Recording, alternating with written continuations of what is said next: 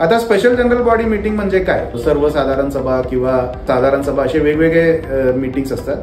तर special general body meeting का बोलवावं याचं कारण असं आहे की 4 जुलै 2019च्या गाईडलाईन प्रमाणे रिडेव्हलपमेंटचे सगळे मीटिंग स्पेशल जनरल बॉडी मीटिंगच असायला पाहिजे. सेकंड, जर तुम्ही मॉडेल बायलॉज कडे बघितलात तर जनरली स्पेशल जनरल बॉडी मीटिंगला 7 दिवसाचं नोटीस लागतं. पण 4 जुलै 2019च्या गाईडलाईन मध्ये स्पेशल जनरल बॉडी मीटिंग बोलवायला तुम्हाला 14 दिवसाचं नोटीस द्यावं लागेल.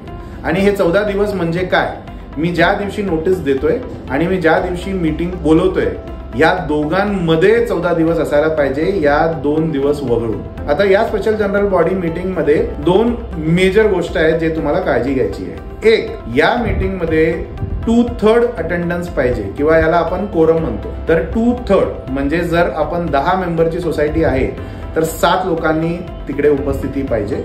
आणि 7 लोकांपैकी जर 51% म्हणजे 5.1, ओके, पण 5.1 होऊ शकत नाही तर 6 लोक, तर 6 लोकांनी जर मत दिलं की आम्हाला रिडेव्हलपमेंट करायचंय तर कमिटीची जबाबदारी आहे की ते रिडेव्हलपमेंटला पुढे न्यायचं. ओके, तर हा स्पेशल जनरल बॉडी मीटिंग कमिटीनी कंडक्ट करावं. याला जनरली लेटर मिळताना त्याच्या 8 दिवसांनी हा नोटीस तुम्ही शूट करू शकता आणि लोकांना तुम्ही बोलू शकता.